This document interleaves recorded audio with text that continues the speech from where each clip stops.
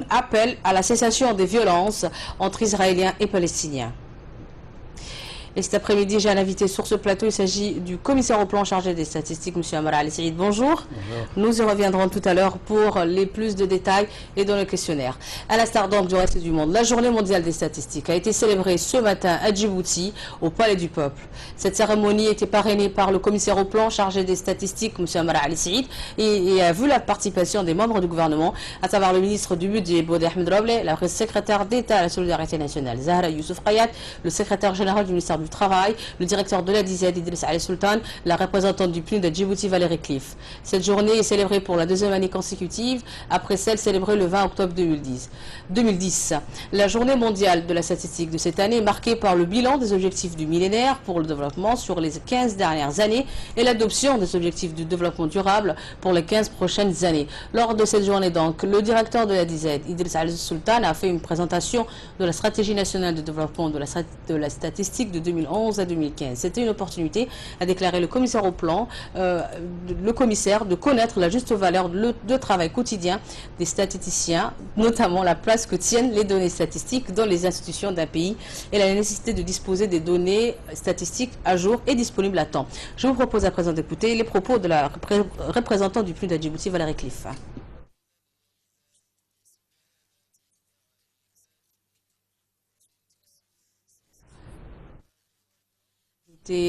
Que ceci appuie toutes les politiques publiques engagées pour la lutte contre la pauvreté. Donc, comme je vous l'ai annoncé en début de ce journal, à mes côtés sur ce plateau, Amar Ali-Saïd, le commissaire au plan chargé des statistiques. Merci, monsieur le commissaire au plan, d'avoir accepté notre invitation.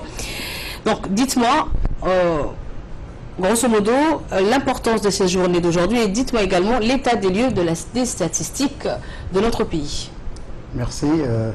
Donc, à l'instar du reste des pays du reste du monde, la République de Djibouti a commémoré donc aujourd'hui la Journée mondiale des statistiques.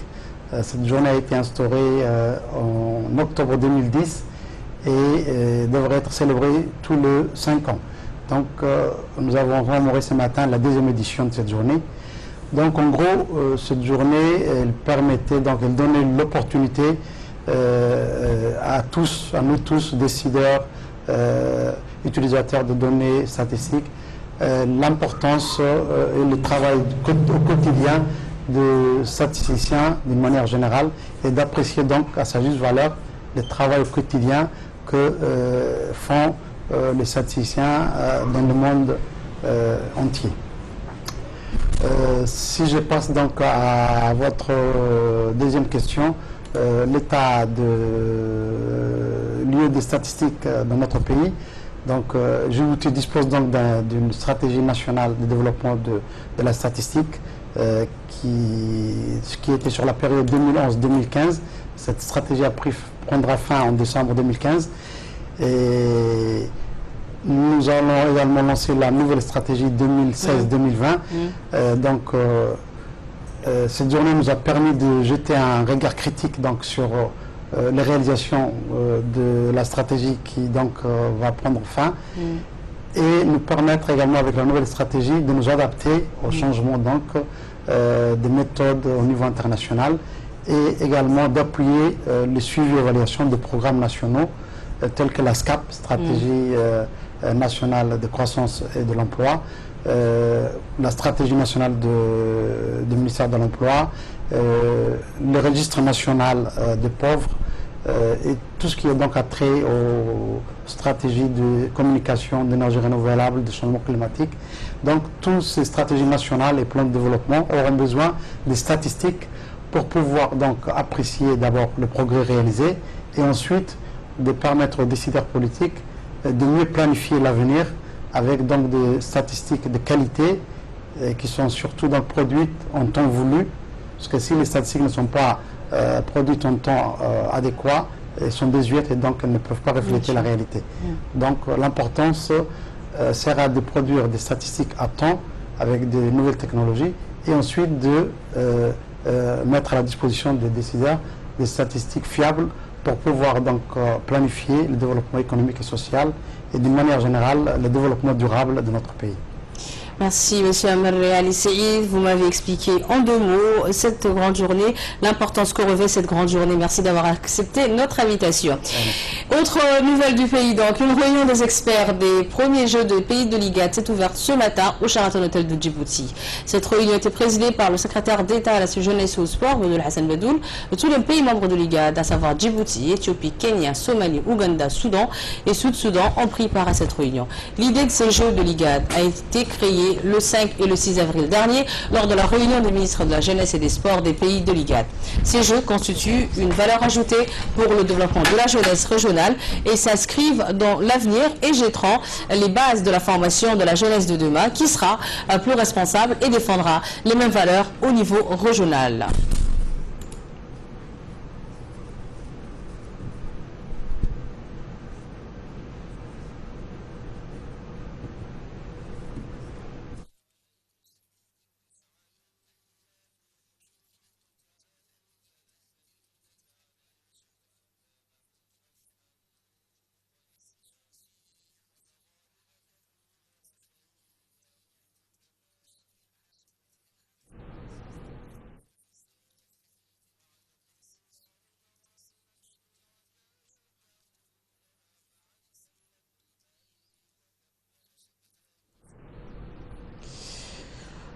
Autre nouvelle du pays, sous l'égide du secrétariat d'État à la jeunesse au sport, la fédération de Dekaitoriu a lancé hier après-midi au CDC d'Anguela des cours d'autodéfense au profit des jeunes filles.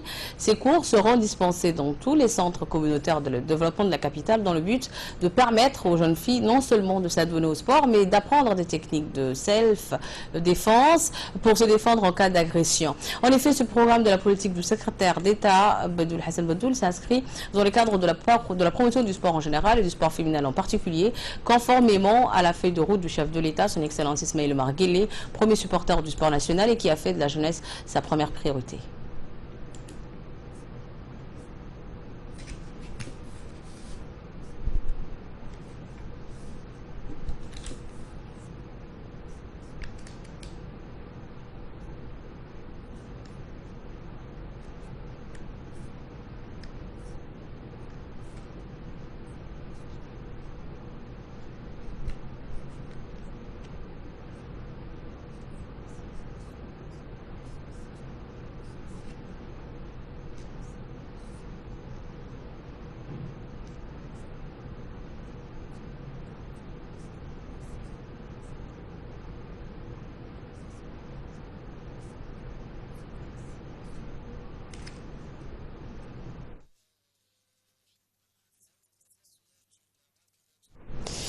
La police nationale de Djibouti, en particulier les éléments du commissariat de sécurité de la commune de Balbala, ont procédé à l'arrestation de 275 immigrants clandestins à Tadjoura et à Obok.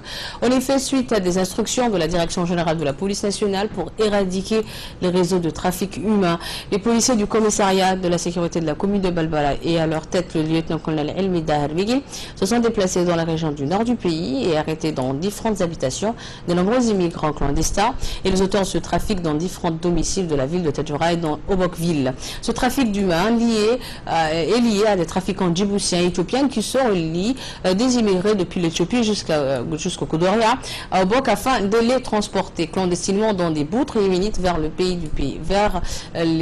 du Golfe. Ces personnes, tous des ressortissants éthiopiens, sont maltraités et ceux qui ne peuvent se payer ensemble pour ce focus de ce mercredi 21 octobre 2015. Choukri Moussa nous a rejoint sur ce plateau. Bonjour Choukri. Bonjour Choukri Ali. Et on va parler d'un national, de la santé et d'une insolite pour clôturer ce focus. Donc nous parlons de l'actualité nationale d'aujourd'hui. Donc Choukri Ali, c'était dans l'actualité nationale, à l'instar du reste du monde, la journée mondiale des statistiques a été organisée ce matin au Palais du Peuple à Djibouti.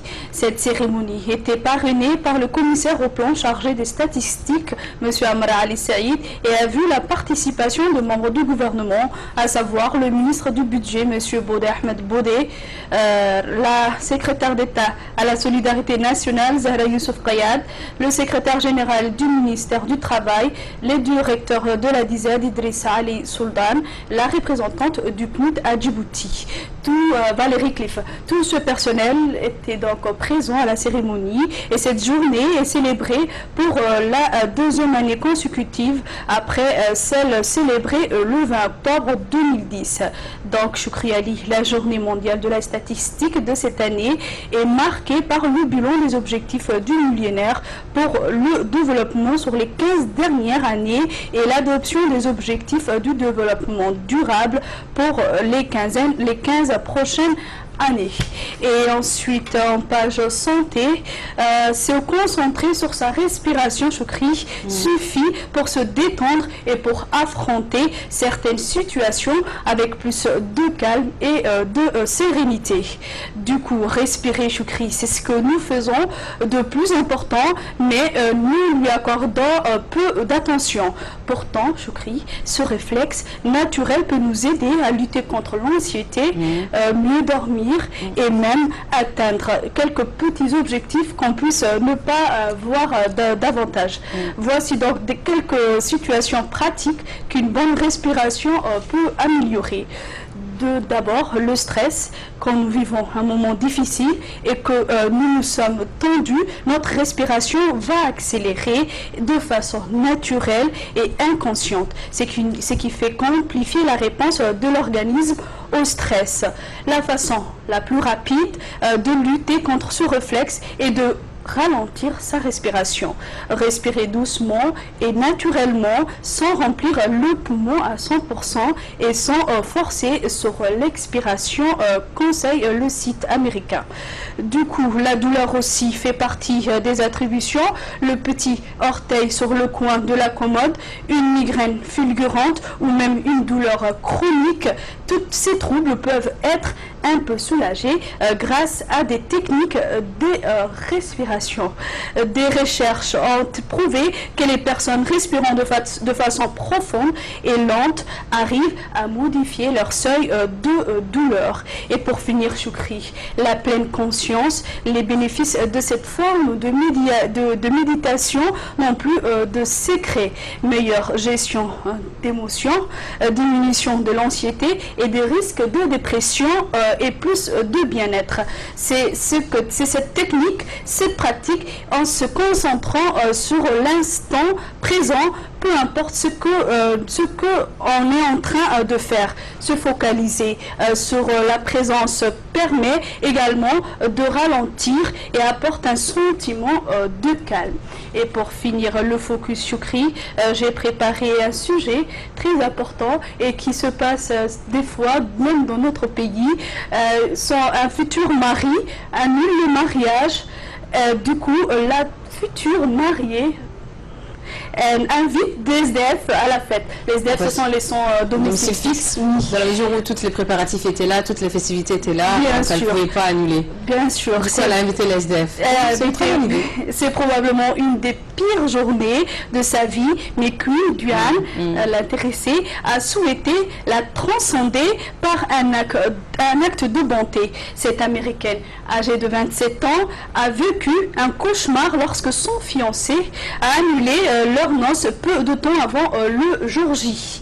Outre la douleur de cette rupture inattendue, la jeune femme s'est rendue compte que la location de la salle de réception, des fleurs et du banquet n'était pas remboursable. Imagine Choukri Ali, on est au Kempinski Palace pour une fête organisée et tout, le mari ne vient pas et puis inviter toutes les SDF de la République, ce serait... Il faut y être vraiment... Bien sûr, il faut avoir un grand cœur pour faire ce geste. Du coup, c'est un geste noble. C'est sa mère en fait qui a trouvé la solution pour ne pas gaspiller les 31 000 € dépensés pour les noces. Invité des SDF à la fête prévue pour le 17 octobre, Carrie a contacté plusieurs centres pour sans-abri afin de les prévenir que les repas seraient servis gracieusement aux personnes nécessiteuses. Comme ils l'ont témoigné à la chaîne, les invités ont été très touchés de la générosité et de la jeune femme, plutôt de la jeune mère.